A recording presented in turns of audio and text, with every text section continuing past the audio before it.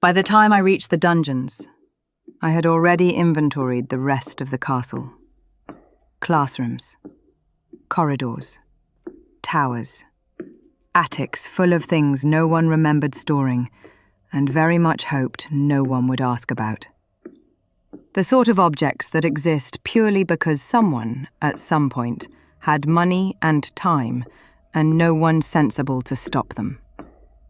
This was routine. The ministry sends someone every few years on behalf of the Board of Governors. Not because anything has ever gone missing, but because it might. And because oversight feels productive when one has nothing else pressing to do. I drew the short straw this time. So, following an entire day, one final storage room remained. Location: Hogwarts Dungeons. The sort of place where the castle stops pretending to be charming and remembers it was built to last. I checked my paperwork as I descended. Everything was in order. Signatures acquired, wards cleared. Assigned oversight? Professor Severus Snape. That, I noted, was new. The door to the storage room was heavy and uninviting.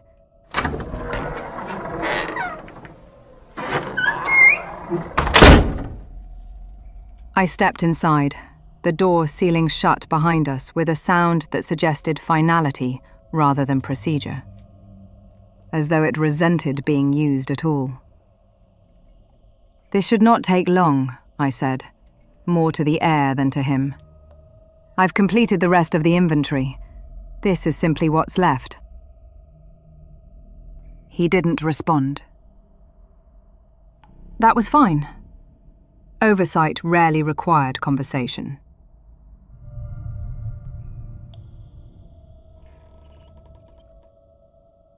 Shelves lined the walls from floor to ceiling.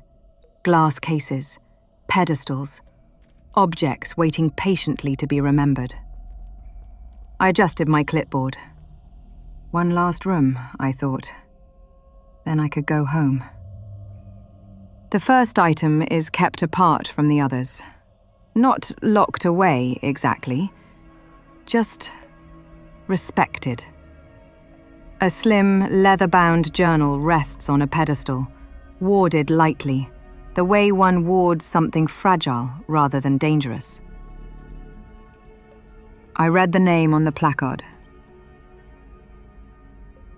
Libacious Borage, I said aloud. Personal Research Journal. Professor Snape stopped beside me at once. I don't comment on that. I'm still reading. Author of Advanced Potion Making, I continued. Annotations, early formulations, marginalia. I glanced at the journal itself. It looks ordinary, worn, the sort of thing someone carried everywhere and never thought would end up catalogued. I made a note. Manuscript. Condition fair. Then I add, because it seems relevant, reasonably fair. There's a pause. Reasonably. I nod, distracted. Foundational texts always attract a sort of reverence. I imagine this one means something. He says nothing. I lean closer, peering at the cover. Funny though, I add. You'd think something so influential would look more impressive. Influence is not measured by ornamentation. I glance at him, surprised by the sharpness. Of course not, I said easily. I just mean, well, it's a notebook. Not a relic. I'm sure it was useful. The word hangs between us, small and completely wrong. Professor Snape is very still. To some, it was formative. I blink. Oh, I say. I didn't mean... I trail off, then shrug, unbothered. I was never very attached to grades, I admit. A's and E's always get degrees. Everything else tends to work itself out. Your academic philosophy is noted. I smile, thinking I've successfully lightened the moment. I tick the final box. Journal. Significant primarily to specialists. And just like that, I move on. I pretend not to see the way he looks at the journal. I pretend not to see the way his hand hovers near it, restrained by duty. Behind me, the dungeon seems to settle. Ahead of me, the day continues.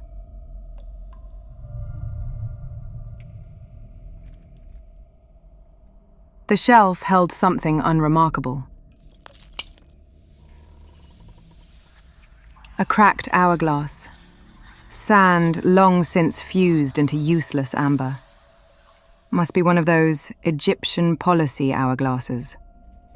I barely glance at it before speaking. You know, I say, because the silence feels ripe for it. I think I remember you. He froze. From school, I add quickly. I was a few years behind you, Hufflepuff. I smile to soften it, the way one does when offering harmless context. I don't remember much, I continued. Just that you were, I don't know, quiet, kept to yourself.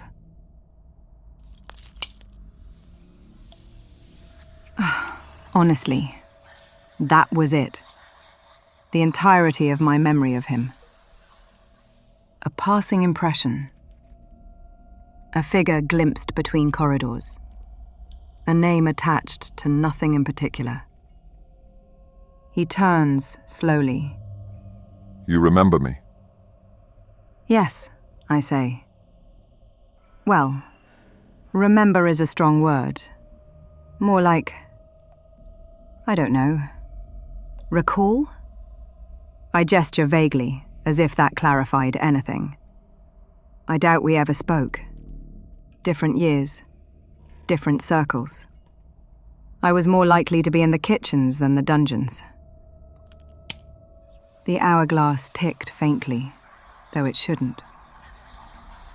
He studies me as though recalculating. You took note. I shrug. It was school. You notice people. That seemed reasonable to me. Apparently, it is not reasonable to him.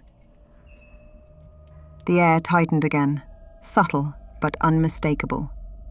He straightened, the way someone does when deciding not to sit down after all. And what exactly were your observations? Oh, nothing really, I say. Just that you didn't seem particularly social. Some people aren't. That's not a crime.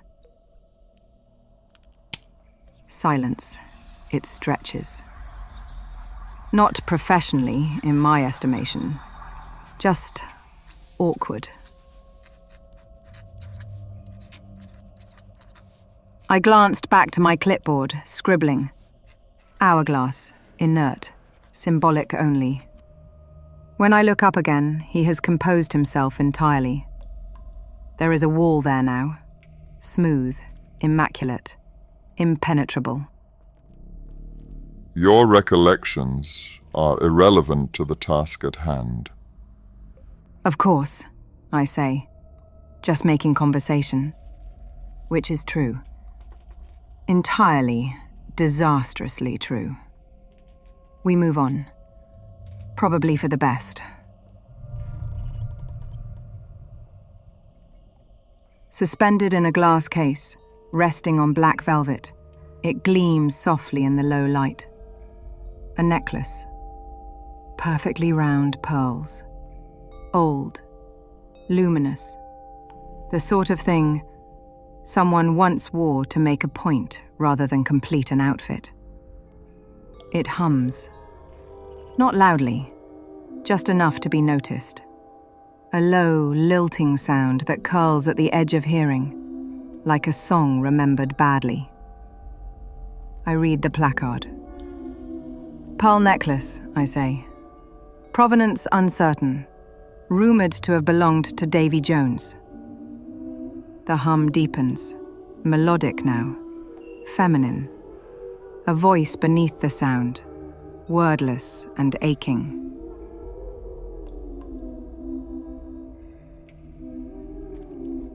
Huh. A mermaid song. That tracks. Professor Snape does not comment. I lean closer, listening. It's beautiful. In an odd, haunting sort of way. The kind of thing that wants you to feel smaller in its presence. I straighten. Well, I say, unimpressed. Someone certainly went to a lot of effort. The hum falters, offended. I scribble on my form. Jewelry. Enchanted. Auditory lure.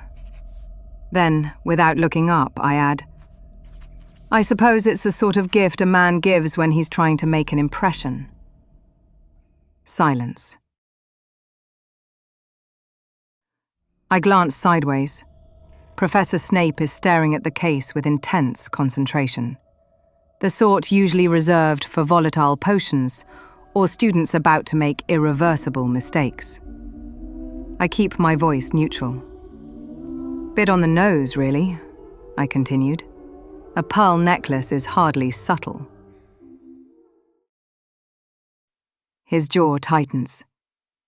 You will refrain from projecting your associations onto historical artifacts. I consider this. Fair, I say, though I suspect the mermaids knew exactly what they were doing. I tick the box. No active threat detected. As we move on, the hum resumes behind us. I smile to myself. If this is how the day is going to go, I think, at least it won't be dull. Next, a portrait framed aggressively, depicting a man posed as though he's midway through granting an audience, chin lifted, hand resting on nothing in particular. The expression of someone deeply pleased with himself and determined that history agrees. I read the name. Cassian Black, I say slowly. Former member of the Hogwarts Board of Governors. The portrait inclines his head. With distinction. I tilt mine in return. Of course. Professor Snape stops walking. Cassian Black continues, swelling visibly. My tenure was marked by vision, reform, authority. Hogwarts required a steady hand, and I was uniquely positioned. To commission a portrait of yourself? I suggest cautiously. The portrait bristles. I was requested. By whom? I ask sharply. By consensus. I say, peering closer. Because it looks like you paid for it yourself. The pressure in the room changed, like a kettle pulled off the boil just in time. Professor Snape's shoulders tighten. Cassian Black draws himself up. My family has an ancient and noble history. Yes, I say brightly. I can tell by the eyebrows. They are a symbol of lineage. I made a note. Portrait. Sentient. Excessively self-regarding. Then after a moment, I add, placement suggests posthumous reconsideration of importance. Cassian Black gasps. How dare! That will be quite enough. The portrait falls silent at once. I glance back. Professor Snape's expression was controlled. Immaculate. But there is something dangerous flickering behind it. Something that, for half a heartbeat, Looks like it might have been amusement.